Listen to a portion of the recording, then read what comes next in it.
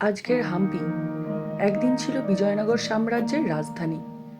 বিজয়নগর সাম্রাজ্য, যা একসময় বিশ্বের সবচেয়ে বড় এবং সবচেয়ে ধনী শহর ছিল, এবং এই শহর আমাদের এই ভারতবর্ষের তামিলনাড়ু ও কর্ণাটক এলাকায় অবস্থিত। ভাবলেও কেমন লাগে। 1383 খ্রিস্টাব্দে যখন রাজা হরিহরা ও বুক্কা রায় এই সাম্রাজ্যের প্রতিষ্ঠা করেন, তখন এই সাম্রাজ্যটা ছোট হলেও ধীরে ধীরে এটি দক্ষিণ ভারতের সবচেয়ে শক্তিশালী সাম্রাজ্যগুলোর মধ্যে একটিতে পরিণত হয়। এই সাম্রাজ্যের মন্দির, প্রাসাদ, জল সংরক্ষণের ব্যবস্থা, হাতিদের থাকার জায়গা, স্নানাগার, বাজার এলাকা, আরও সব জায়গাগুলোই বলে দেয় এই সাম্রাজ্যটা আমাদের দেশের মানুষের কাছে কতটা গর্ব অনুভব করার মতো বিষয়। এই হাম্পি আবার আমাদের রামায়ণ আর মহাভারতের কাহিনীর অংশ। পুরাণ মতে হাম্পিকে কিষ্কিন্ধা বলা হয়, যা রামায়ণের একটি গুরুত্বপূর্ণ স্থান। এটি বানররাজ সুগ্রীবের রাজ্য হিসাবে পরিচিত ছিল।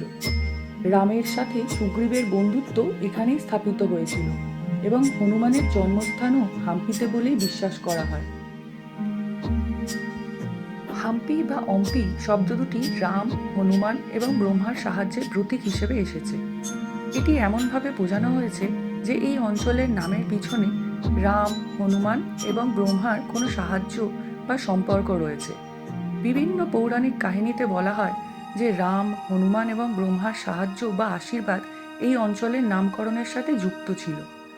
রামায়ণে বলা হয় সীতার অপহরণের পর রাম এই অঞ্চলেই যাত্রা করেন এবং শিবের পূজা করেন। হাম্পিতে বৈকুণ্ঠ বলে একটি জায়গা আছে, যেখানে মহাভারতের পাণ্ডবদের পুণ্যলাভ এবং আধ্যাত্মিক যাত্রার স্থান বলেও মনে করা হয়। আবার এই জায়গাতেই হনুমান এবং অঙ্গদ লঙ্কায় যাত্রার আগে এই অঞ্চলে অবস্থান করেছিলেন। এছাড়াও আরও একটা সুন্দর বিষয় বলি, হাম্পির পাথরগুলো আলাদা কিছু তাৎপর্য আছে, যা এই জায়গাটিকে অনন্য করে তুলেছে। হাম্পির পাথর এবং তার বিশেষ আকার এবং প্রকৃতি নিয়ে বিভিন্ন পৌরাণিক কাহিনী রয়েছে। এক কথায় হাম্পির পাথরগুলোর আকার এবং গঠন রামায়ণ এবং হনুমানের সঙ্গে সম্পর্কিত বলে বিশ্বাস করা হয়। বলা হয় হনুমানজি যখন তার পুঁথি বা পাথর নিয়ে সীতাকে উদ্ধারের জন্য লঙ্কা যাচ্ছিলেন, তখন তিনি এই অঞ্চল দিয়ে যাত্রা করেছিলেন। কিছু কাহিনীতে আরও বলা হয়েছে হাম্পির পাথরগুলি ব্রহ্মার আশীর্বাদ স্বরূপ। ব্রহ্মা, যিনি সৃষ্টির দেবতা, হাম্পি অঞ্চলের পাথরের মধ্যে তার শক্তি সঞ্চয় করেছিলেন। এর ফলে এই অঞ্চলের পাথরগুলো বিশেষ আধ্যাত্মিক শক্তি ধারণ করে, যা এই স্থানটির পবিত্রতা বা গুরুত্বকে বৃদ্ধি করেছে।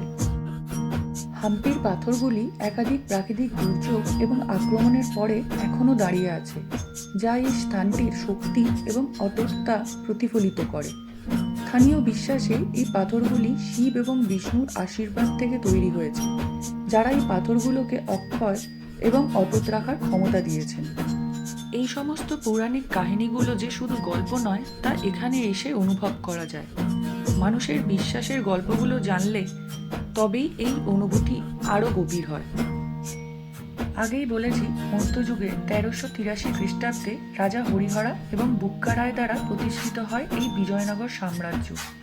আর খারাপ লাগার বিষয় হলো 1565 সালে তালিকোটার যুদ্ধে যখন বিজয়নগর সাম্রাজ্য দাক্ষিণাত্য সুলতানদের হাতে পরাজিত হয়, তারপর হাম্পি লুণ্ঠিত ও ধ্বংসপ্রাপ্ত হয়।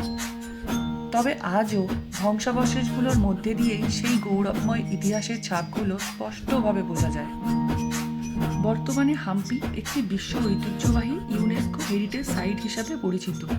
এখানে হাজারেরও বেশি প্রত্নতাত্ত্বিক নিদর্শন রয়েছে, যা ভারতের ইতিহাস এবং স্থাপত্যশৈলীর অন্যতম গুরুত্বপূর্ণ নিদর্শন। হাম্পির প্রাকৃতিক সৌন্দর্য, পাথরের কারুকার্য এবং ঐতিহাসিক তাৎপর্য মানুষকে অতীতের সাথে সংযুক্ত করে এবং এক আলাদাই অভিজ্ঞতা দেয়। যারা এখনও জানেন না বা জায়গাটি আসার পরিকল্পনা করেননি, তাদের অবশ্যই এখানে এসে দেখা উচিত আমাদের ভারতের সেই বিখ্যাত সাম্রাজ্য, যা একসময় সারা পৃথিবীর মধ্যে সবচেয়ে ধনী এবং শক্তিশালী সাম্রাজ্য ছিল। তুঙ্গভদ্রা নদীর তীরে এই বিশাল সাম্রাজ্যের মধ্যে ঘুরে বেড়ালে এই সাম্রাজ্যের মহিমা বোঝা যায়, অনুভব করা যায় আমাদের দেশ সত্যিই কী ছিল একসময়।